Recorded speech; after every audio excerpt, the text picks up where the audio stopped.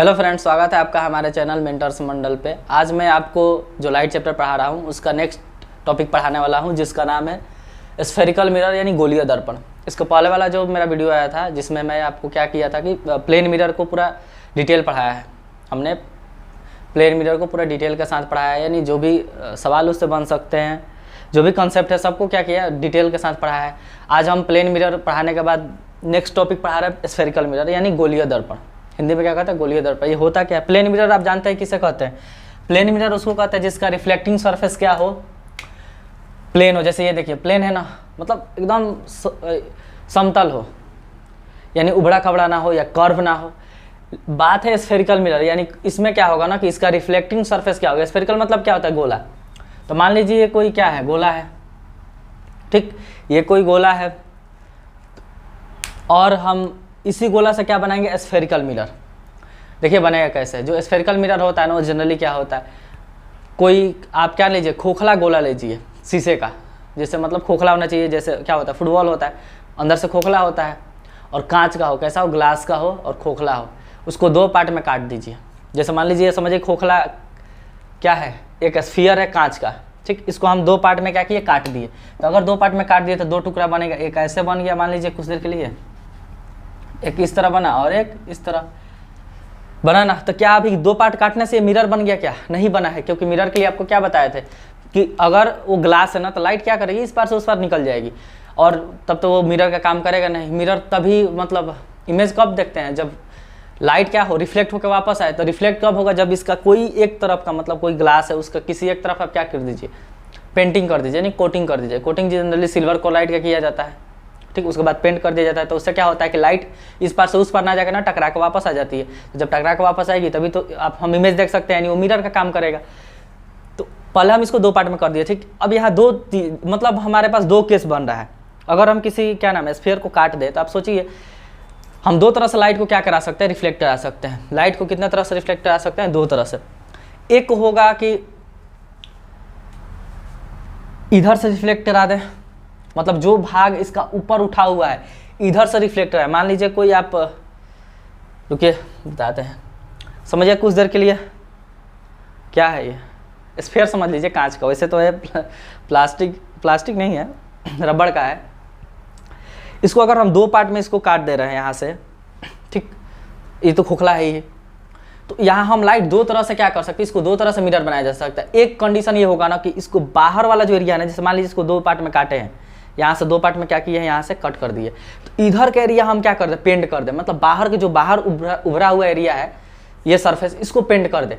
तो हम उसको ऐसे दिखाएंगे कुछ इस टाइप। मान लीजिए हम इसको जो बाहर एरिया है ना, इसको क्या कर दिए हैं, पेंट। तो ये पेंट का आपको बताया था कि ऐसे डॉट लाइन से दिखाया जाता है, बाहर का एरिया पेंट किया है।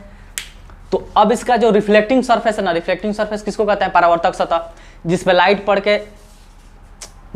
पड़ के क्या होती है, टकरा के वापस जाती है, उसको रिफ्लेक्टिंग सरफेस कहते हैं।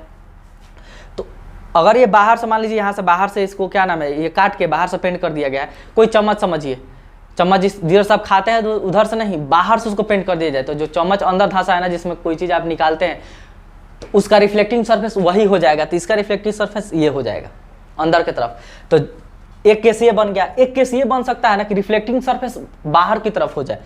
तो बाहर की तरफ रिफ्लेक्टिंग सरफेस कब होगा, जब जैसे ये हम बैलून को काटे थे, इसको क्या करें, इसको अंदर से हम पेंट कर दें। जैसे काटे हैं ना, तो अंदर से पेंट कर दीजिए। जैसे जो चम्मच आप खा रहे हैं, तो चम्मच के जिस पे कोई चीज़ रखता है, उधर से आप क्या कर दीजिए, पेंट कर दीजिए। तो अब रिफ्लेक्टिंग सरफेस किधर हो जाएगा, बाहर से हो जाएगा, नहीं उभरा हुआ हो जाएगा रिफ्लेक्टिंग सरफेस। अब लाइट इस पे से पड़ के टकरा के वापस जाएगी। इधर पेंट कर दीजिएगा तो अंदर से टकरा के वापस जाएगी। तो दो केस बन सकता है। कब? तो आपको पता होगा कि स्फेरिकल मिरर कितने टाइप के होते हैं, दो टाइप का। एक क्या होगा जिसका क्या नाम है, रिफ्लेक्टिंग सरफेस बाहर की तरफ निकला रहेगा। ये इसका दो टाइप होता है। फर्स्ट इसको बोलते हैं कॉनकेव मिरर, हिंदी में कहते हैं अवतल दर्पण। इसमें पता क्या होता है, देखिए इसका रिफ्लेक्टिंग सरफेस ना, रिफ्लेक्टिंग सरफेस क्या होता है भाई, अंदर की तरफ धंसा होगा। रिफ्लेक्टिंग सरफेस क्या होगा, अंदर के, यानी बाहर से हम अगर कोटिंग कर दे रहे हैं तो इसका लाइट अब अंदर पड़ेगी, टकरा के वापस आएगी, क्योंकि बाहर तो पेंट कर दिए। सेकंड केस ये हो सकता था कि रिफ्लेक्टिंग सरफेस क्या हो, इधर बाहर निकला है, अंदर धंसा हो, उसको क्या कहते हैं, कॉन्वेक्स लेंस, सॉरी लेंस नहीं मिरर, लेंस में भी हम पढ़ेंगे ये चीज़। कॉन्वेक्स यानी क्या होता है, उत्तल दर्पण। तो इसका क्या होगा, रिफ्लेक्टिंग सरफेस। अब की बार हम अंदर से पेंट किए हुए हैं, क्या किए हुए हैं भाई, अंदर से पेंट कर रहे हैं। तो अंदर से पेंट करेंगे तो रिफ्लेक्टिंग सरफेस बाहर निकला रहेगा। तो एक छोटा सा क्वेश्चन ये पूछ सकता है कि कॉन्वेक्स मिरर किसे कहते हैं, तो हम क्या कहेंगे, जिसका रिफ्लेक्टिंग सरफेस बाहर की तरफ उठा हुआ हो। देख रहे हैं रिफ्लेक्टिंग सरफेस बाहर की तरफ उठा हुआ है तो कॉन्वेक्स। अंदर की तरफ धंसा हुआ है रिफ्लेक्टिंग सरफेस, देख रहे हैं जिस पर लाइट पड़ेगी वो अंदर धंसा हुआ है, तो इसको क्या कहते हैं, कॉनकेव कहेंगे। क्या कहेंगे, कॉनकेव। इसको ऐसे, इस फिगर को हम ऐसे भी बना सकते हैं, कोई मतलब बात नहीं है, ऐसे बना दीजिए। इसका भी अंदर की तरफ धंसा चाहिए, इस तरफ नहीं चाहिए, इस तरफ नहीं, बात एक ही है। तो समझिए ये चीज़ आप जाने कि स्फेरिकल मिरर का दो टाइप होता है। स्फेरिकल मिरर बनाने की ज़रूरत क्या पड़ी, मतलब ऐसा क्या ज़रूरत लगा, हम तो अच्छे खासे क्या नाम है प्लेन मिरर बना चुके थे। प्लेन मिरर बनाना भी कोई बड़ी चीज़ नहीं, आपको बताया ही थे। प्लेन मिरर अच्छे खासे हम बना चुके थे, तो फिर ये स्फेरिकल मिरर की बात मतलब कैसे पड़ी कि स्फेरिकल मिरर बनाया जाए। तो यूज के अनुसार देखिए, हर जगह हम प्लेन मिरर का यूज़ नहीं कर सकते। एज अगर साइड मिरर आप देख रहे हैं, साइड मिरर समझते हैं ना, गाड़ी उड़ी के जो बगल में लगी रहती है, जिससे हम पीछे कौन सी गाड़ी आ रही है उसको देखते हैं। तो वहाँ अगर आप प्लेन मिरर लगा रहे हैं ना तो प्रॉब्लम क्रिएट होगा बहुत ज़्यादा।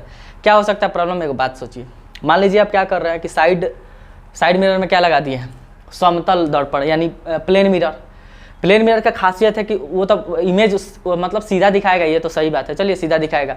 उल्टा दिखाने लगता है तब तो पता चलता कि जो चक्का है ना वो ऊपर दिख रहा है और ऊपर का जो उसका शीशा वो नीचे दिखने लगेगा।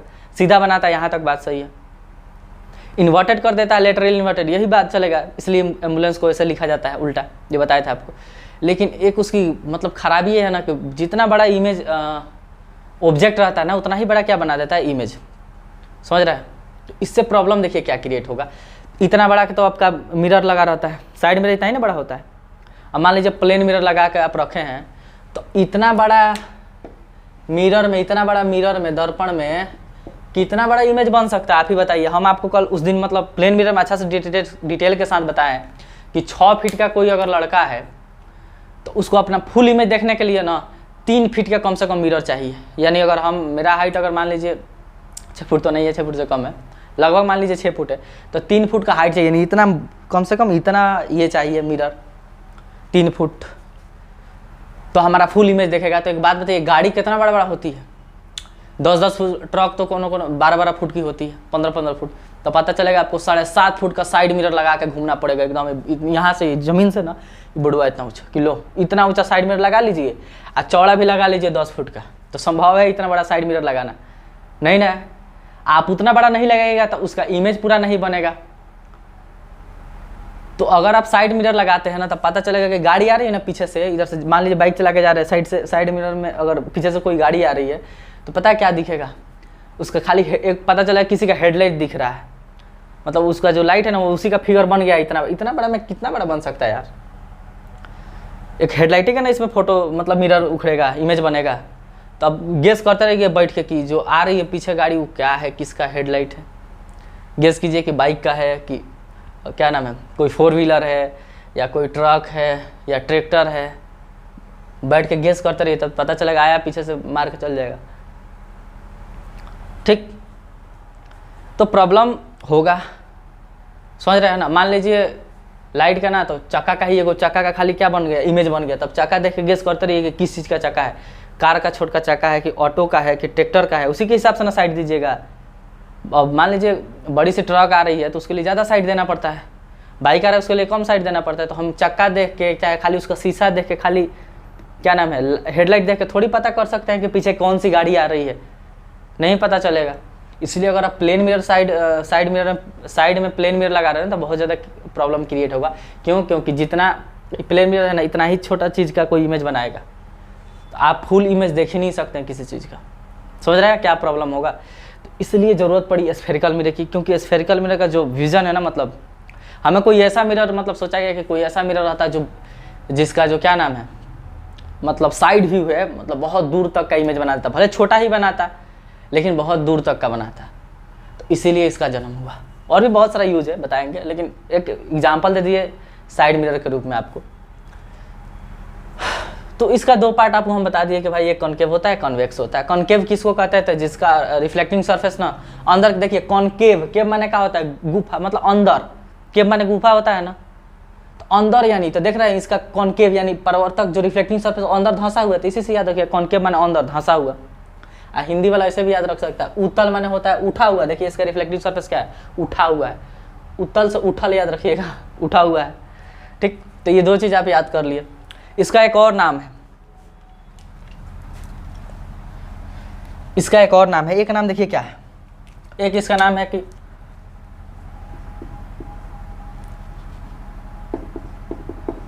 डाइवर्जिंग मिरर, इंग्लिश में, हिंदी में पता है क्या कहते हैं? अपसारी दर्पण, अपसारी दर्पण, इसको कहते हैं कन्वर्जिंग मिरर, मिरर ना लिख रहा है, हिंदी में कहते हैं, एक और नाम है इसका अभिसारी दर्पण, अभिसारी दर्पण। ये नाम याद रखिएगा, बहुत बार एग्जाम में भी पूछ लेता है कि कॉनकेव मिरर है ना, उसका एक और नाम बता दीजिए। तो इंग्लिश में अगर कन्वर्जिंग कह देंगे और हिंदी में क्या कहेंगे? अभिसारी दर्पण। ठीक, इसका नाम याद रखिए। क्यों रखा गया है नाम? देखिए नाम से ही समझिए, अभिसारी, इंग्लिश को होता है कन्वर्जिंग, यानी किसी चीज को कन्वर्ज करना, एक जगह मिलाना, समझ रहा है ना। तो ये जो होती है ना, इसकी एक खासियत क्या होती है आपका कॉनकेव मिरर का? कॉनकेव मिरर का खासियत ये है ना, या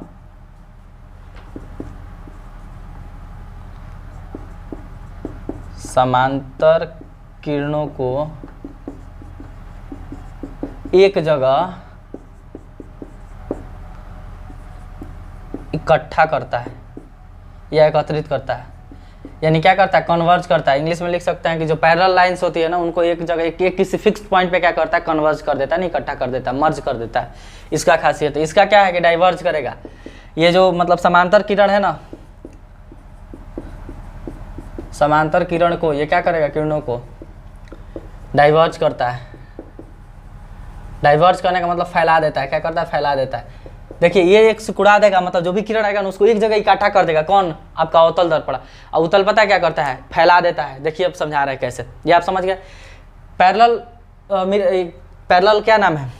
लाइन का बात हो रहा है ना, पैरेलल है, तो मान लीजिए यहाँ से कुछ पैरेलल रेज आई, ठीक, मिरर पे आप इधर ही ना, मान लीजिए इसका रिफ्लेक्टिंग सरफेस तो बाहर तक पेंट कर दिए हैं, तो अंदर से ही ना लाइट जलाइएगा, तो इधर से मान लीजिए बहुत सारा लाइट आ रही है, ठीक, पैरेलल। कैसी आ रही है? पैरेलल आ रही है।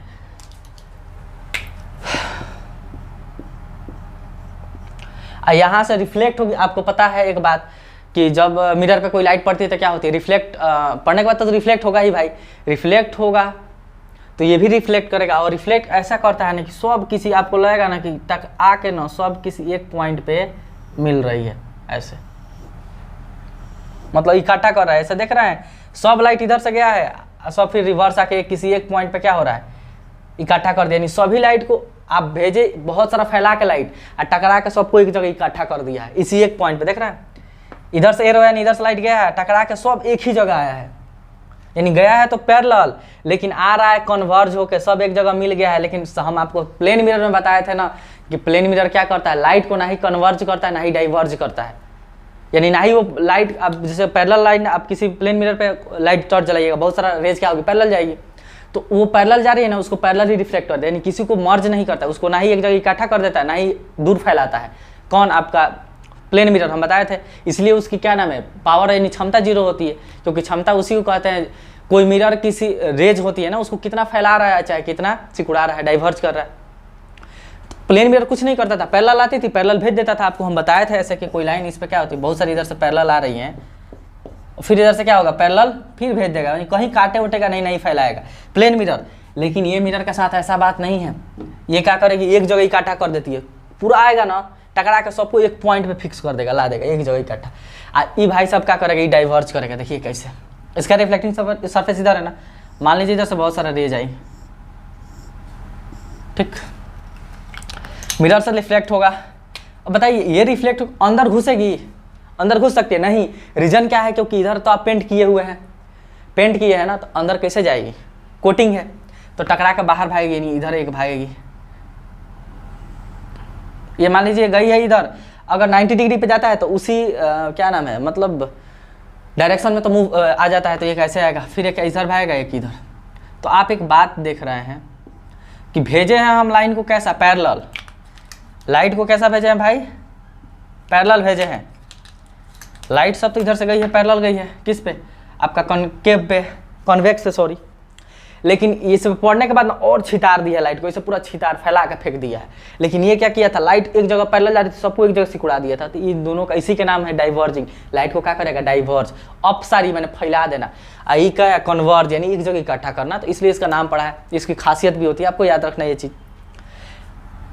एक बात आप समझिए, ऐसा लगता है ना कि ये लाइट यहाँ से कहीं से फैल रही है, यहाँ से, क्योंकि अगर हम इस रेज को आगे बढ़ाएं तो लगेगा हमें कि बाहर अंदर के किसी पॉइंट से लाइट बाहर पूरा फैल रही है, लेकिन एक्चुअल में लाइट तो अंदर गई ही नहीं। क्यों, क्योंकि इधर तो आप तो कोटिंग कर दिए हैं, तभी तो मिरर बना है।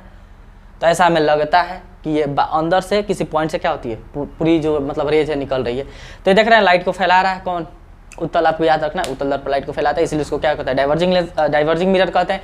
और ये क्या करता है, लाइट को इकट्ठा करता है एक जगह, इसलिए इसको कन्वर्जिंग करते हैं। ये दो चीज़ आप दर्पण समझे कि गोलीय जो स्फेरिकल मिरर है दो टाइप का होता है।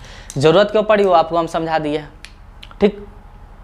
मान लीजिए अगर नहीं बना रहता तो जो भी ब्यूटी पार्लर है या सैलून वैलून हो गया, वहाँ क्या होता है कि जो चेहरा होता है ना बहुत बड़ा देखना होता है। तभी तो ब्यूटी पार्लर में एक एक जो भी मतलब चेहरे पे बहुत सारा दाग उग है, तो तभी तो उसको क्या नाम है, जो भी ब्यूटिशियन है वो पेंट वेंट मार और के उस पर पॉलिश वॉलिश मार के वाइट को गोरा करेगा। सब नहीं दिखेगा, प्लेन मिरर लगा दीजिएगा तो जितना बड़ा चेहरा है पता चलेगा मिरर वहाँ है, यहाँ बैठा दी है तो उसको उतना अंदर और बन गया है इमेज, तो पता भी नहीं चलेगा कि कहाँ अच्छा से मेकअप हुआ है, नहीं कहाँ का दाग मीटा कहाँ का नहीं मीटा। तो वहाँ ज़रूरत पड़ती है हमें बताएंगे कि ये दर्पण लगता है, ये क्या करता है, इतना बड़ा चेहरा को ना इतना बड़का बना देता है। अब आराम से देख के उसमें ब्यूटिशियन जितना भी दाग धब्बा है सबको एकदम वाइट कर देगा। सब बहुत सारा यूज है इसका, मिटा रहे हैं ये चीज़। आप समझ में होंगे कि क्या होता है कॉनकेव मिरर, क्या होता है कॉन्वेक्स मिरर, क्यों कहते हैं। इतना सा क्वेश्चन बहुत बार एग्जाम पूछा, क्यों कन्वर्जिंग कहते हैं। याद आपका कॉनकेव केव मानी क्या होता है, अंदर धंसा हुआ। तो जो आपका कॉनकेव मिरर है उसका रिफ्लेक्टिंग सरफेस यानी परावर्तक सतह क्या होता है, अंदर धंसा होता है। अब एक बात समझिए, ये दो चीज़ समझे। अब कुछ टर्म्स है, रिलेटेड टर्म्स आप सुने, नाम सुने होंगे, centre of curvature, radius of curvature, aperture, फिर से क्या नाम है आपका, पोल, फोकस, फोकल लेंथ, ये कुछ बहुत सारा आप नाम सुने होंगे, ठीक। तो ये कुछ क्या है, कंपोनेंट है मिरर के, यानी मिरर के कुछ पार्ट है जिनका नाम और हमें डेफिनेशन याद होना चाहिए। बहुत बार एग्जाम में ना, इवन कॉम्पिटिटिव एग्जाम में जो रेलवे का एग्जाम हुआ था पीछे, उसमें डेफिनेशन से क्वेश्चन था। जैसे पूछ दिया था अपर्चर किसे का, मतलब निम्न में से अपर्चर का डेफिनेशन कौन है, ऐसे करके बहुत सारा क्वेश्चन। डेफिनेशन हम पूरा लिखाएंगे नहीं, लेकिन बोलेंगे। अगर आपको लिखना होगा तो लिख लीजिएगा। देखिए, some terms related to mirror, यानी मिरर से संबंधित कुछ डेफिनेशन। जैसे देखिए क्या क्या चीज़, फर्स्ट हम बताएंगे, आपको पता है क्या सबसे इंपॉर्टेंट, वक्रता केंद्र। वक्रता केंद्र हिंदी में कहते, इंग्लिश में कहते हैं centre of curvature. Centre of curvature कहते हैं वक्रता केंद्र। समझिए एक बात, हम आपको एक चीज़ बताए थे कि हम ना क्या नाम है, प्लेन मिरर पे आपको नॉर्मल ड्रॉ करना, यानी नॉर्मल तो पता है आपको कि क्या नाम है, आपतित किरण, परावर्तित किरण और अभिलंब, यानी नॉर्मल, तीनों एक ही प्लेन में होते हैं। और प्लेन अगर कोई मतलब समतल मिरर है, दर्पण है, तो उस पर नॉर्मल ड्रॉ करना एकदम आसान है। 90 डिग्री का कोण बना दीजिए, बन गया, क्योंकि 90 डिग्री का एंगल जो बनता है उसी को हम नॉर्मल कहते हैं। तो अगर कर्व है, क्योंकि आपको पता है कि आप पढ़ा रहे हैं स्फेरिकल मिरर, तो यहाँ आपको यहाँ भी तो नॉर्मल ड्रॉ करना पड़ेगा भाई। जैसे मान लीजिए हम तो कह दिए थे कि चलो अब मिरर है कौनो, लाइट इधर से आई नहीं तो जितना डिग्री के एंगल बना के आई उतना ही डिग्री के बना के जाएगी। तो इसके बीचवा में आप अभिलंब कैसे डालिएगा, अभिलंब यानी नॉर्मल कैसे खींचिएगा, 90 डिग्री का कोण कैसे बनेगा, 90 डिग्री का है, इधर कर्व है, सीधा रहता तब ना आप सीधा खींच दीजिएगा तो 90 डिग्री का बन जाएगा। ऐसा टेढ़ा चीज़ पर 90 खींचिएगा तो 90 डिग्री से ज़्यादा हो जाएगा। तो प्रॉब्लम क्रिएट होती है 90 डिग्री का एंगल बनाने में, किसी कर्व सरफेस पे। यानी अगर सरफेस कैसा है, कर्व है, प्लेन है तो आसानी से खींच सकते हैं, 90 डिग्री का एंगल बना देंगे। लेकिन इस पर मुश्किल होती है 90 डिग्री का एंगल बनाना। हम थोड़ा सा बता देते हैं, एक मिनट आपका और ख़राब करके कैसे ड्रॉ करते हैं। तो देखिए आप पढ़े होंगे क्या नाम है, ब्रीथ सर्कल, सर्कल के बीच में क्या होता है, रेडियस होता है, ये मान सॉरी सेंटर है, ये मान लीजिए इसका सेंटर है, वो क्या है, सेंटर है। और ये बाहर किसी पॉइंट से सेंटर के बीच के डिस्टेंस को क्या कहते हैं, रेडियस कहते हैं ना, यहाँ से यहाँ के बीच के डिस्टेंस को रेडियस कहते हैं, त्रिज्या। हमें इस पर क्या ज्ञात, हमें इस पर ड्रॉ करना है पहले एक 90 डिग्री का कोण बताना है ना, क्योंकि नॉर्मल 90 डिग्री का एंगल बनाता है। तो पहले आप इस पे मतलब ड्रॉ कीजिए, पता है क्या, स्पर्श रेखा यानी टेंजेंट। तो आपको पता है टेंजेंट क्या होती है, समझिए क्यों टेंजेंट ड्रॉ किए।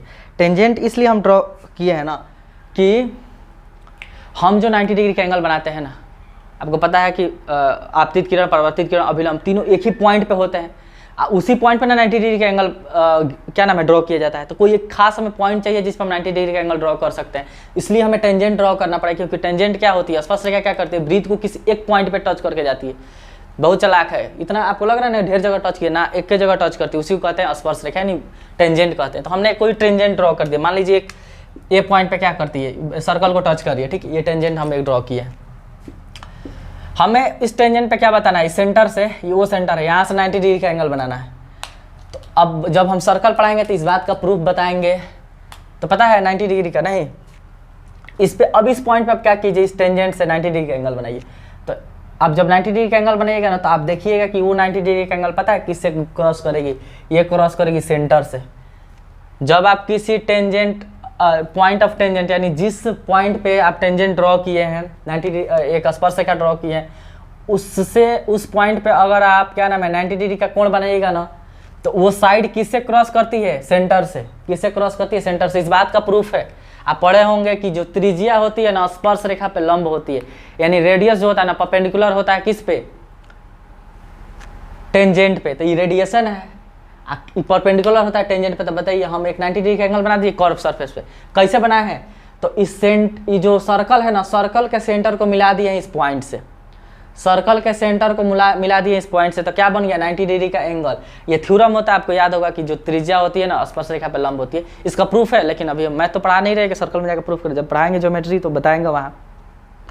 आपको याद रखना है कि हमें अगर कर्व सरफेस पे टेंजेंट ड्रॉ करना है, यानी नॉर्मल ड्रॉ करना है, इस टेंजेंट को ना, सॉरी टेंजेंट नहीं, नॉर्मल ड्रॉ करना है यानी परपेंडिकुलर, तो आप क्या कीजिए, कुछ नहीं कीजिए, इस पॉइंट को ना सेंटर से मिला दीजिए, यानी इसका जो केंद्र है ना, इसको मिला दीजिए। कितना डिग्री का एंगल बन जाएगा, 90 डिग्री का। एक थ्योरम है, पढ़ना होता है। तो यहाँ हम ये चीज़ क्यों बताया, क्योंकि यहाँ जरूरत पड़ेगा हमें 90 डिग्री का एंगल बनाने के लिए, क्योंकि हम ड्रॉप करना पड़ेगा ना, नॉर्मल प्लेन मिरर तो है नहीं, इसलिए बता दिए। तो आपको याद रखना है कि आप क्या कीजिएगा, जो सर्कल होगा ना, उसके सेंटर को उस पॉइंट से मिला दीजिएगा। तो पहला लिखते हैं वक्रता केंद्र। इसका डेफिनेशन क्या होता है, वक्रता केंद्र कहते हैं किसे, सेंटर ऑफ कर्वेचर। तो देखिए किसे कहते हैं, पहले हिंदी में बोल दे रहा है कि जो स्फेरिकल मिरर है ना, स्फेरिकल मिरर, आपको पता है, आपको बताया था स्फेरिकल मिरर एक्चुअल में होता क्या है मेरे भाई। ये बहुत बड़ा सर्कल है, ये बहुत बड़ा क्या है, सर्कल मतलब स्फीयर है, बहुत बड़ा क्या है, स्फीयर है। इस स्फीयर का कुछ पार्ट आप क्या कीजिए, यहाँ से काट के हटा दीजिए। मान लीजिए यहाँ से काटे, यहाँ से इसको अलग कर दीजिए, तो किसी स्फीयर का ही तो पार्ट होता है हमारा मिरर, हमारा जो स्फेरिकल मिरर है। स्फेरिकल मिरर जब कहेंगे ना, तो उसमें दोनों आ जाएगा, कॉनकेव या कॉन्वेक्स, ठीक। तो कोई भी आप स्फेरिकल मिरर बना रहे थे, ये किसी ना किसी स्फीयर का पार्ट होता है, यानी कोई ना कोई गोला है। आप कितना कोई भी स्फीयर लीजिएगा ना, सॉरी स्फेरिकल मिरर, तो किसी ना किसी बहुत बड़ा क्या नाम है, स्फीयर का ही काट के बनाया गया होगा, ठीक। मान लीजिए इतना बड़ा बनाया, इसे काट दीजिए तो एक बन गया क्या नाम है, हमको मिरर बन गया ना, स्फेरिकल मिरर। बाकी सब तो ये अलग है। तो ये देख रहे हैं, इस स्फीयर का ये क्या है, पार्ट है। इस स्फीयर का नहीं, इस गोला का क्या है, पार्ट है। तो हमारा जो स्फेरिकल मिरर होता है ना, किसी न किसी स्फीयर का पार्ट होता है। हम क्या कहें, आप समझे कि हमारा स्फेरिकल मिरर किसी न किसी स्फीयर का एक पार्ट होता है। इस स्फीयर के सेंटर को ना, ये इसका सेंटर है, इस स्फीयर के सेंटर को इस मिरर का सेंटर कहते हैं। तो जिस आप जो कोई मिरर लीजिए, ये किसी ना किसी क्या नाम है, जैसे इसको आप मिलाइएगा तो कोई ना कोई गोला बन जाएगा। उस गोला का कुछ ना कुछ क्या होगा, यानी स्फीयर का कुछ ना कोई सेंटर होगा। उस सेंटर को इस स्फीयर का सेंटर, इस स्फेरिकल मिरर का सेंटर कहते हैं। यानी हिंदी में कहें तो गोलीय दर्पण जिस गोले का भाग होती है ना, यानी गोलीय दर्पण हो गया, जिस गोला का ये क्या है, भाग है, इस गोले के केंद्र को इसका वक्रता केंद्र कहते हैं। तो मान लीजिए इसका कहीं ना कहीं वक्रता केंद्र होगा, जिसको सी से डिनोट करेंगे। किससे डिनोट करेंगे भाई, सी से। समझे क्या डेफिनेशन है, क्योंकि आप कोई स्फेरिकल मिरर बना रहा है तो उससे कोई ना कोई हम एक बड़ा सर्कल क्या कर सकते हैं, स्फीयर बना सकते हैं। स्फेरिकल मिरर बनाना है, वो तो टुकड़ा है एक छोटा सा, बहुत बड़ा गोला है, मान लीजिए इतना बड़ा क्या नाम, ये तो बहुत बड़ा है नहीं, गोला है, इसको छोटा सा साइड से यहाँ से काट के एक बना ले, आपने क्या कीजिए निकाल लीजिए, तो बन गया स्फेरिकल मिरर, पेंट आउट कर दीजिएगा तो। लेकिन अब इसका सेंटर कहाँ है, तो आपको पता है कि उस स्फेरिकल मिरर जो आप बनाए हैं ना किसी बहुत बड़ा गोला का एक पार्ट है, तो इस गोला का बीच में कहीं ना कहीं सेंटर होगा, इसी के सेंटर को इसका सेंटर ऑफ कर्वेचर कहते हैं। कर्वेचर से नाम है कर्व हो जाता है, क्योंकि तो कर्वे है ना, अब तो गोला रहा नहीं। आप समझे ये क्या होता है वक्रता केंद्र? डेफिनेशन लिखना होगा तो लिख सकते हैं, बोल ही दिए कि जो अब तो आपका स्फेरिकल मिरर होता है ना, जिस स्फीयर का पार्ट होता है उस स्फीयर के सेंटर को इस स्फेरिकल मिरर का सेंटर ऑफ कर्वेचर कहते हैं। यानी हई मान लीजिए कौन बना दिए का हम स्फीयर, एक वजह से बना दिए, ठीक। तो ई स्फीयर ना, ई अगर आप इसको मिलाइएगा बड़ा करके तो किसी ना किसी गोला से काट के बनाया गया है। इस गोला का कहीं ना कहीं बीचवा में सेंटर होगा, इसी सेंटर को इसका क्या कहते हैं भाई, सेंटर ऑफ कर्वेचर कहते हैं, क्योंकि कर्व बन चुका है। तो अब समझ गया सेंटर ऑफ कर्वेचर क्या होता है, वक्रता त्रिज्या यही होता है। इधर कैसे बनेगा, मान लीजिए यहाँ है तो इसको स्फेरिकल मिरर इधर होगा ना, तो इसका सेंटर ऑफ कर्वेचर कहाँ होगा, इधर होगा, ठीक। ये है आपका अवतल दर्पण, ये है उत्तल दर्पण, समझ रहे हैं आप? सेंटर ऑफ कर्वेचर समझिए क्या होता है। सेकंड देखिए, अगर हम बात करें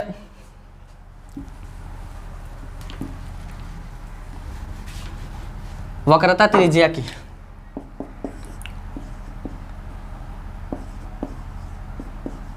वक्रता त्रिज्या यानी इसका इंग्लिश होता है रेडियस ऑफ कर्वेचर। क्या होता है भाई, रेडियस ऑफ कर्वेचर।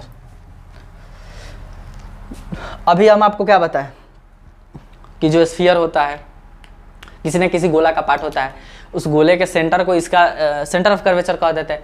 तो आप ये एक बात समझिए, ये कोई क्या नाम है, कॉनकेव या कॉन्वेक्स लेंस है, ये किसी ना किसी गोला का क्या है, पार्ट है। इस गोला का कुछ ना कुछ त्रिज्या होगा यानी रेडियस होगा, इस गोले के ही रेडियस को इसका रेडियस कह देते हैं, रेडियस ऑफ कर्वेचर। समझ में आया? तो रेडियस ऑफ कर्वेचर भी आप कह सकते हैं कि ये कोई, समझिए क्या है, स्फेरिकल मिरर है, ठीक। कॉनकेव है या कॉन्वेक्स उससे मतलब नहीं है, ये किसी ना किसी गोला का क्या है, पार्ट है जो कि काट के उसे बनाया गया है। इस गोला है, अगर ये स्फीयर है, गोला है यानी एक सर्कल है, तो इसका कोई ना कोई क्या होगा, रेडियस होगा। तो इसी रेडियस को ना, जिस गोला का पार्ट है उस गोले के रेडियस को ना इस मिरर का रेडियस कहते हैं। इस मिरर को अब रेडियस ना कहेंगे, इस मिरर का कहेंगे रेडियस ऑफ कर्वेचर यानी वक्रता त्रिज्या। तो वक्रता त्रिज्या इसी को कहेंगे, बीच में सी हो गया, सी से ये क्या नाम है, तो आप इसी से कहीं भी आप पॉइंट ले लीजिए, ये सब क्या है, वक्रता त्रिज्या है, सब क्या है, वक्रता त्रिज्या है, क्योंकि सब रेडियस है तो सब बराबर ही होगा। तो इसका ये रेडियस का काम करेगा। इसको हम डिनोट करते हैं कैपिटल आर से। वक्रता त्रिज्या यानी centre of radius of curvature को कैसे डिनोट करते हैं, कैपिटल आर से। आप समझे कैपिटल आर क्या होता है, इसको कैपिटल आर कहेंगे, ठीक। अब एक बात देखिए, दो तीन टर्म्स तो हम आपको समझा दिए, 2-3 टर्म्स। अब कुछ और देख लीजिए इसका आगे वाला, समझे? 2 टर्म्स किसको कहते हैं, डेफिनेशन से भी बहुत बार सवाल आता है, मतलब किसे कहते हैं, इसलिए आपको क्या नाम जानना थोड़ा सा मतलब जरूरी हो जाता है, इसलिए हम बता दिए। कहाँ रखे यार बैलून, बैलून नहीं गेंद, पता है कि मेड इन चाइना। देखिए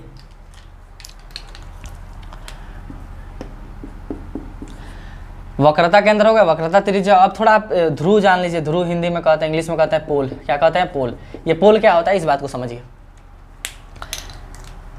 तो ये क्या है, कोई ना कोई स्फेरिकल मिरर है, ठीक। इस स्फेरिकल मिरर का सेंटर जो होगा ना, मतलब इसका जो बीच वाला भाग वही पोल कहलाता है। तो इसका बीच वाला भाग कौन है भाई, वही देख रहे हैं, यहाँ से यहाँ तक है ना, इसके बीच में कहीं ना कहीं एक पॉइंट आएगा, इसी को हम क्या कह देते हैं, पोल। क्या कह देते हैं, पोल। तो पोल कुछ नहीं है, जो आपका रिफ्लेक्टिंग सरफेस होता है, नहीं ये कहिए कि जो आपका ये रिफ्लेक्टिंग सरफेस है ना, इसी को ना रिफ्लेक्टिंग सरफेस, क्योंकि इसी पे ना लाइट पड़ के रिफ्लेक्ट होगा। तो इसका जो मिड पॉइंट होगा ना यानी सेंटर, इसी को क्या कहते हैं, पोल कहते हैं। क्या कहते हैं, पोल। पोल समझ गया। फोर्थ आप समझ लीजिए, क्या नाम है, प्रिंसिपल एक्सिस। अच्छा पहले बता देते हैं, ये बहुत इंपॉर्टेंट, एग्जाम में पूछा है 1-2 बार। अपर्चर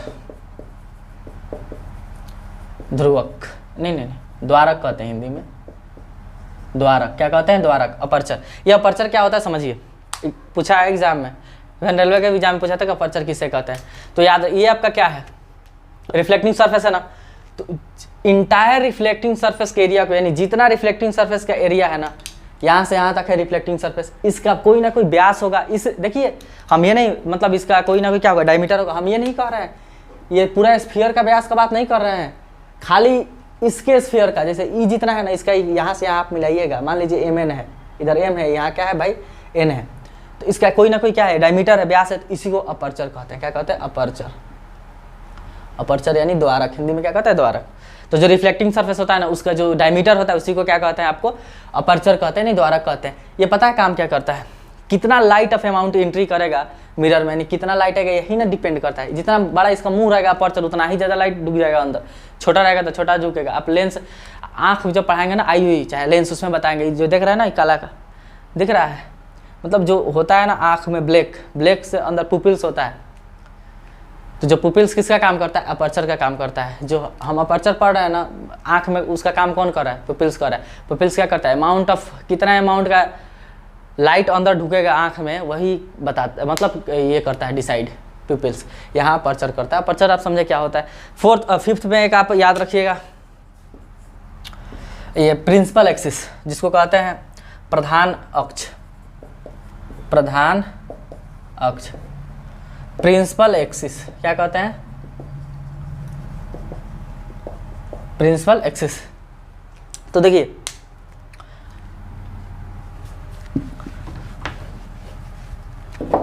ये समझिए क्या है, कोई हम मिरर बना दिए, ठीक, स्फेरिकल मिरर है, इसका आपको पता है यहाँ कहीं ना कहीं सी होगा, सेंटर ऑफ कर्वेचर। अभी तो बता दिए कि जिसका ये जिस गोले का क्या भाग है उसी के सेंटर को इसका सेंटर ऑफ कर्वेचर कहते हैं, तो कहीं ना कहीं सी होगा बीच में, होगा ना। और यहाँ पी होता है यानी पोल, अभी तो बताया ध्रुव, पोल किसे कहते हैं, तो ये जो रिफ्लेक्टिंग सरफेस इसका बीच वाले भाग को पोल कहते हैं। तो आप समझे कि पोल यहाँ है, सेंटर ऑफ कर्वेचर यहाँ है। अब पोल और सेंटर ऑफ कर्वेचर को मिलाने वाली एक इमेजिनरी लाइन को ना क्या कहते हैं, प्रधान अक्ष कहते हैं। तो इस दोनों को मिला दीजिए। देखिए एक इमेजिनरी लाइन है, तो ये जरूरी नहीं कि इतना दूर का डिस्टेंस, यहाँ से यहाँ तक के डिस्टेंस को तो हम वक्रता त्रिज्या कहते हैं, रेडियस ऑफ कर्वेचर। लेकिन ये कोई इमेजिनरी लाइन है, इधर भी जा रही है और इधर भी बढ़ रही है, ठीक।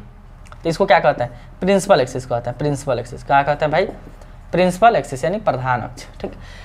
जो ऐसी इमेजिनरी लाइन जो क्या है, आपको सेंटर ऑफ कर्वेचर और पोल से क्रॉस करे यहाँ से, इसको क्या कहते हैं, प्रधान अक्ष। तो आपको पता चला ये डेफिनेशन हो गया। एक सवाल ना पता है क्या आया था रेलवे के एग्जाम में, देखिए कितना बढ़िया, छोटा छोटा चीज़ से मतलब सवाल पूछता है। ऐसे ही 70 के 71 नहीं होता है कहने से। अगर ये पूछ दे, ये पढ़ा रहे हैं, आपको लग रहा है कि ये तो डेफिनेशन है, क्या ही पढ़ना है, छोड़ो। लेकिन देखिए सवाल है कैसा पूछा था कि निम्न में से कौन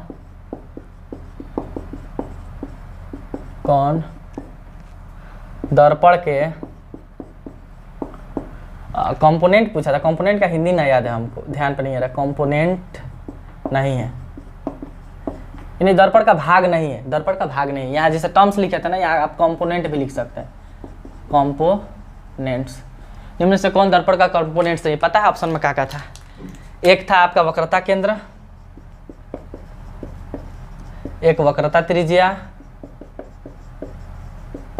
एक था आपका ये क्या नाम है, ध्रुव, एक था फोकस। तो बताइए, अब देख के कंफ्यूजन होगा कि ये कैसा सवाल है यार, अजीब दे दिया कि कौन कंपोनेंट नहीं। तो चारों सब ध्रुव, अभी फोकस और फोकस दूरी पढ़ाने वाला है, focal length, focus and focal length पढ़ाने वाला है, फोकस और फोकस दूरी जस्टिस के बाद। अब देख के आपको कितना कंफ्यूजन होगा कि लिखा है कि निम्न से कौन दर्पण के कंपोनेंट है। आपको लगा कि सब तो ये है, सेंटर ऑफ कर्वेचर भी है, रेडियस ऑफ कर्वेचर भी है, पोल भी होता है, फोकस भी होता है, किसको मारे। तो आप याद रखिए जो 5 को देख रहे हैं ना, यही क्या है, कंपोनेंट है। ये फोकस ना कंपोनेंट ना है मिरर का, इसको आप हम क्या करते हैं, ऑब्टेंड करते हैं, नहीं प्राप्त करते हैं रेज को टकरा के। ये मिरर में होता नहीं है, हम ऑब्टेंड करते हैं इस चीज़ को। ऑब्टेंड में समझे, प्राप्त करते हैं। जब मिरर को बताएंगे कि लाइट को रिफ्लेक्ट कराया जाता है ना, उसके बाद ये हमको मिलता है, यानी इसको हम ज्ञात करते हैं, पता करते हैं। ये सब इसके कंपोनेंट है। तो एग्जाम में हो सकता है फिर आगे सवाल है कि कौन कंपोनेंट नहीं है, तो ये ध्यान रखिएगा, यही 5 क्या है कि कंपोनेंट है। फोकस और फोकल लेंथ, फोकस और फोकस दूरी कंपोनेंट नहीं है मिरर का, उसको प्राप्त किया जाता है। नेक्स्ट हमारा वही बता रहे हैं कि फोकस और फोकस लेंथ क्या होता है।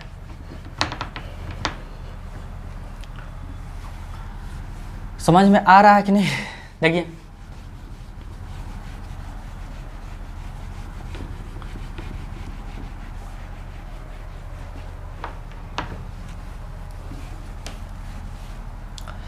अब हम बताने जा रहे हैं आपका फोकस एंड फोकल लेंथ, यानी फोकस तथा फोकस दूरी। क्या होता है फोकस एंड फोकल लेंथ क्या होता है, इस बात को आप समझिए। ठीक, देखिए हम आपको बताए थे कि जो कॉनकेव जो स्फेरिकल मिरर होता है ना, या तो क्या करता है लाइट को या बहुत मतलब छितरा देता है, अच्छा एक जगह से सिकुड़ा देगा, इसका काम है। तो देखिए हम अभी एक बता दे रहे हैं कॉनकेव में, ये कॉनकेव कोई मिरर है, यानी अवतल दर्पण है। कैसा दर्पण है भाई? अवतल, कॉनकेव। आप इधर से अब देखिए इसको अगर हम ऐसे करें, ये इसका प्रिंसिपल एक्सिस खींचे, ये मान लीजिए इसका प्रिंसिपल एक्सिस है। कैसा एक्सिस है भाई? प्रिंसिपल एक्सिस है। तो इसके बीच में कहीं ना कहीं सी होगा, यानी सेंटर ऑफ कर्वेचर होगा, और यहाँ क्या होगा? पोल होगा, यानी पी होगा ना। इसका नाम लिख दीजिए एम एन, मान लीजिए इस मिरर का हम नाम रख दिए एम एन। ठीक, यहाँ से बहुत सारा लाइट हम भेजे, पैरेलल लाइट भेजे, पैरेलल। कैसा लाइट भेजे? पैरेलल। किसके पैरेलल? तो इस मुख्य अक्ष यानी प्रिंसिपल एक्सिस के पैरेलल लाइन भेजे। ये तो इमेजिनरी है ना, ऐसे मान लीजिए हम यहाँ से बहुत सारा लाइट भेजे। ठीक, तो आप एक बात याद रखिएगा, कॉनकेव मिरर है तो क्या करता है, जो पैरेलल लाइन है तो उसको एक जगह इमर्ज करे, मतलब एक जगह क्या कर देगा? कन्वर्ज कर देगा, एक जगह इकट्ठा करेगा। तो ये सब पता है क्या करता है? एक जगह ना सब पैरेलल लाइन आएगी ना, मान लीजिए यहाँ से ये लाइट है, इधर इधर इधर इधर इधर। ठीक, तो ये क्या करेगा? एक जगह कन्वर्ज करेगा। मान लीजिए यहाँ से ये गुजरा, यहाँ से ये भी यहीं से गुजरेगा, इसी पॉइंट से ये भी यहाँ से गुजरेगा, ये भी यहाँ से गुजरेगा, और ये भी यहाँ से गुजरेगा। समझ में आया? तो ये जिस पॉइंट से सभी लाइन क्या होती गुजरती है, इसी को कहते हैं फोकस। क्या कहते हैं भाई? फोकस। हिंदी में भी फोकस कहते हैं। तो फोकस का डेफिनेशन क्या लिखिएगा कि वह कुछ अगर पैरेलल लाइन, मतलब प्रिंसिपल एक्सिस के पैरेलल लाइन रिफ्लेक्टिंग के बाद, किसी भी मिरर से रिफ्लेक्टिंग के बाद जिस पॉइंट पे आकर मिलती है उसको क्या कहते हैं? मिलती है या मिलती हुई अपीयर होती है, यानी प्रतीत होती है, तो उसको हम क्या कह देंगे? फोकस कह देंगे। क्या कह देंगे? फोकस। तो यहाँ एफ, इसको पता है कैसा एफ लिखते हैं? कैपिटल एफ से डिनोट करते हैं। कैसा एफ? कैपिटल एफ, या तो क्या कैपिटल एफ से डिनोट करते हैं। फोकस समझे क्या होता है? प्रिंसिपल एक्सिस के पैरेलल आती है, मतलब आती लाइंस किसके? प्रिंसिपल एक्सिस के। मिरर से रिफ्लेक्टिंग के बाद, मिरर से रिफ्लेक्टिंग के बाद प्रिंसिपल एक्सिस को जिस पॉइंट पे काटती है यानी मिलती है, वही क्या कहलाता है? फोकस कहलाता है। तो देख रहे सब कहाँ मिली आके? यहाँ। तो ये फोकस कहलाएगा। ये जो डिस्टेंस आप देख रहे हैं ना, अगर इस फिगर को हम ऐसे बनाएं, इस फिगर को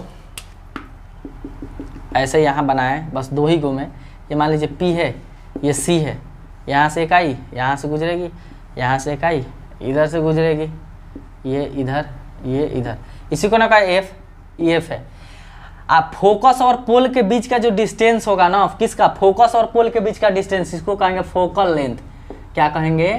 फोकल लेंथ, यानी फोकस दूरी। तो फोकस दूरी क्या होता है? फोकस और पोल के बीच के डिस्टेंस को क्या कहते हैं? इसी को कहते हैं फोकस, फोकल लेंथ कहेंगे, चाहे फोकस दूरी। इसको स्मॉल एफ से डिनोट करते हैं। तो याद रखिएगा, जो फोकल लेंथ होता है ना, फोकल लेंथ क्या होता है? पोल और फोकस के बीच की डिस्टेंस को, इसको क्या नाम है? स्मॉल एफ से डिनोट करते हैं। और जो आपका फोकस होता है ना, इसको कैपिटल एफ से क्या करते हैं? डिनोट करते हैं। ठीक, कैपिटल एफ से। फोकस क्या होता है? तो आपका प्रिंसिपल एक्सिस के पैरेलल आती लाइन मिरर से रिफ्लेक्शन के बाद प्रिंसिपल एक्सिस को जिस पॉइंट पे इंटरसेक्ट करती है, वही क्या कहलाता है? आपका फोकस कहलाता है। तो आप समझे होंगे। एक बात बताइए, हमें कैसे पता चल गया ये चीज़? तो यहाँ समझिए, ये मान लीजिए कोई कॉनकेव मिरर है, यहाँ से ये इसका P है, ये यहाँ C है मान लीजिए।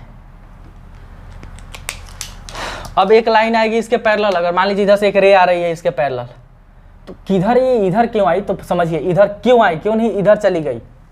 हो सकता था ना ये लॉजिक, क्यों आई? तो देखिए क्यों आई। अब एक बात बताइए आप, ये क्यों आई क्यों ना आई, इसके लिए आपको क्या करना पड़ेगा? हम आपको ड्रॉ करना भी बताए हैं क्या, नॉर्मल कैसे ड्रॉ किया जाता है बताया था ना।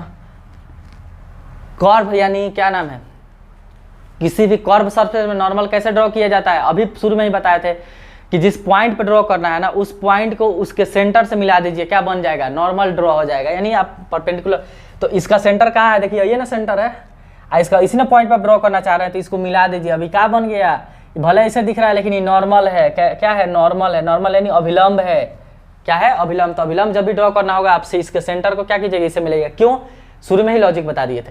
तो जितना डिग्री का एंगल बना के आई है उतना ही डिग्री का एंगल बना के फिर क्या होगी, जाएगी। यानी जितना डिग्री कोण आई होगा उतना ही कोण आर होगा।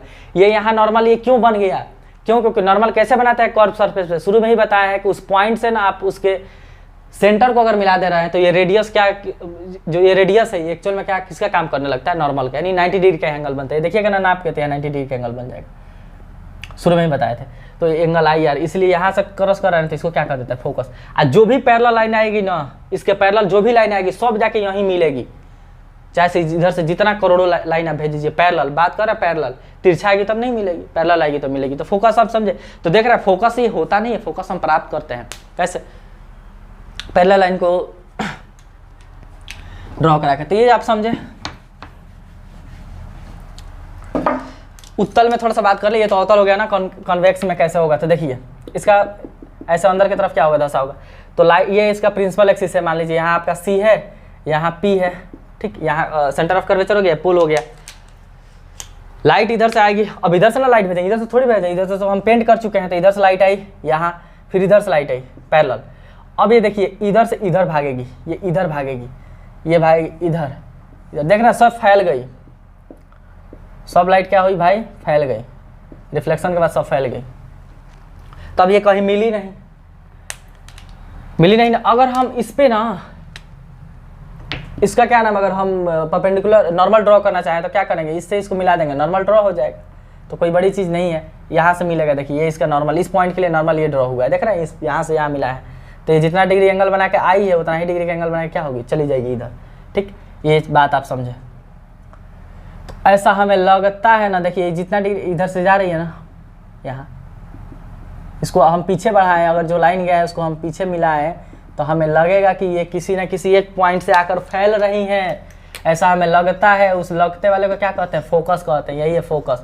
तो ये फोकस किस में आप देख लिए, उत्तल में। किस में, उत्तल में, यानी कॉनकेव में, कॉन्वेक्स में, सॉरी कॉन्वेक्स में। तो कॉन्वेक्स में एक्चुअली मिलता नहीं, इसलिए बोले हैं मिले या मिलते हुए अपीयर्स हो, प्रतीत हो।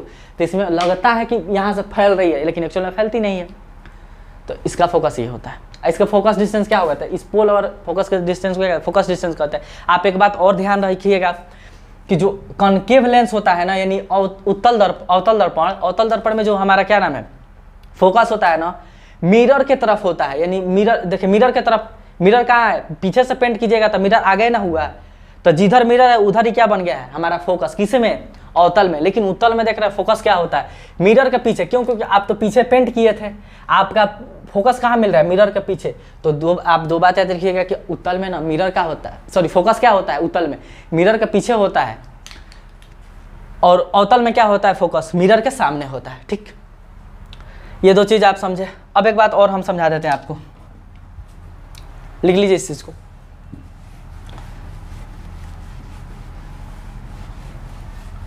अगर हम सन का इमेज प्राप्त करना चाहें भाई, सोचिए मान लीजिए सन है, तो सन से जो जनरली लाइट आती है, कोई अवतल दर्पण है, कॉनकेव है, तो सन से जो लाइट आती है ना उसको हम पैरेलल मान लेते हैं। क्यों, क्योंकि सन बहुत दूर है, तो वहाँ से जो भी लाइट आती है तो हम पैरेलल ही मान लेते हैं। मान लीजिए यहाँ से बहुत सारा लाइट है पैरेलल सन से, ये मान लीजिए हमारा प्रिंसिपल एक्सिस है, ये प्रिंसिपल एक्सिस है, ये कुछ लाइट है पैरेलल सन से, ठीक। ये सब कहाँ से क्रॉस करेगी, फोकस से क्रॉस करेगी ना।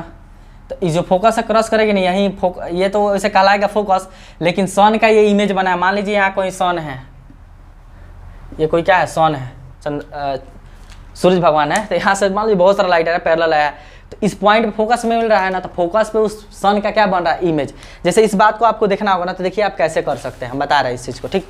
देखिए ये मान लीजिए कोई क्या नाम है आपका, पेज हुआ, तो सन मान लीजिए आ रहा है कहीं दूर से, सन का लाइट आ रहा है दूर से। तो आप इसको ना एक क्या लीजिए, आप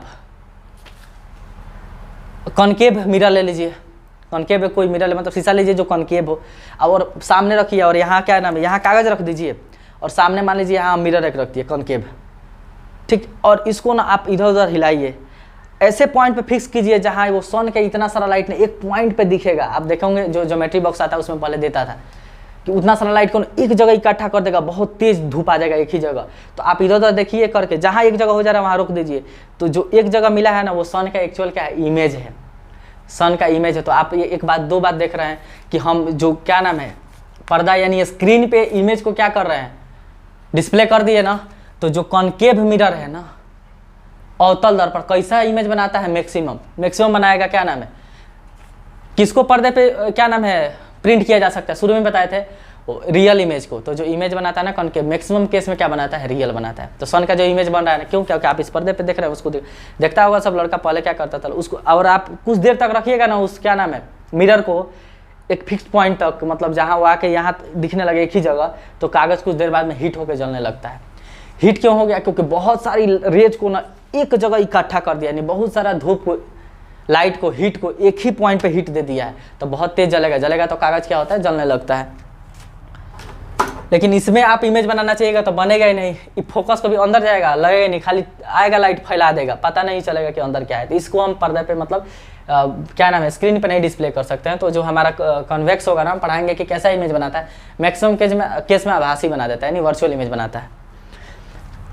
आपको समझ में आया होगा। अब देखिए कुछ एक रिलेशन होता है फोकस और वक्रता त्रिज्या में। फोकस दूरी और वक्रता त्रिज्या में क्या होता है, एक रिलेशन होता है। यानी ये कहिए तो रेडियस ऑफ कर्वेचर और फोकस में क्या होता है, radius of curvature and focus में क्या होता है, कि रिलेशन होता है। हम देख रहे हैं अगर वीडियो क्या नाम है लंबा हो रहा होगा तो इसको अलग से एक 10 मिनट का वीडियो बनाकर प्रूफ कर देंगे। वैसे क्या होता है, ए बराबर r/2 होता है, ए बराबर r/2। कहने का मतलब ये कोई मिरर हो गया, ठीक। इसका कहीं ना कहीं ये क्या होगा, ये सी होगा, और इसको r कहते हैं रेडियस ऑफ कर्वेचर। इसका बीच में कहीं ना कहीं f होगा, इसको कहते हैं फोकस दूरी, फोकल लेंथ। तो इस दोनों पता है ये जो रेडियस ऑफ कर्वेचर है, जो फोकल लेंथ है, इस दोनों में रिलेशन होता है। ये क्या नाम है, ये जो रेडियस होता है ना फोकल लेंथ का दुगुना होता है। फोकल लेंथ का क्या होता है, दुगुना होता है। चाहे ये कहिए कि जो फोकल लेंथ होता है ना रेडियस का आधा होता है, ये भी आधा ये भी आधा होता है। ये इसको प्रूफ किया जा सकता है। वीडियो अगर लंबा नहीं हो रहा होगा तो हम प्रूफ करेंगे 40 मिनट से अगर ज़्यादा का वीडियो होगा तो। इस वीडियो में मतलब प्रूफ करने में 10 मिनट तो लग ही जाएगा, वीडियो बहुत ज़्यादा लंबा हो गया है, आप लोगों में से कोई देखता नहीं। 48 मिनट का वीडियो हो चुका है, ठीक। 5-7 मिनट का वीडियो बना के इस चीज़ को हम प्रूफ कर देंगे कि कैसे होता है, ए बराबर r/2 कैसे होता है। आपको याद रखना है कि जो फोकस दूरी होती है ना, वक्रता त्रिज्या की आधी होती है। यह वक्रता त्रिज्या, ये फोकस दूरी इसका आधा है, ऐसे याद रखना है। अच्छा उल्टा कहिए कि जो वक्रता त्रिज्या होती है ना, centre radius of curvature, focal length की क्या होती है, डबल होती है। यानी कोई आपसे रेडियस देखे, फोकल लेंथ पूछ रहा है तो 2 से डिवाइड कर दीजिए। अगर फोकल लेंथ देखे रेडियस पूछ रहा है तो 2 से क्या कर दीजिए, मल्टीप्लाई कर दीजिए। उम्मीद किया मतलब कर रहे हैं कि आपको वीडियो क्या अच्छा लग रहा होगा और पसंद आया होगा, चीज़ें समझ में आई होंगी।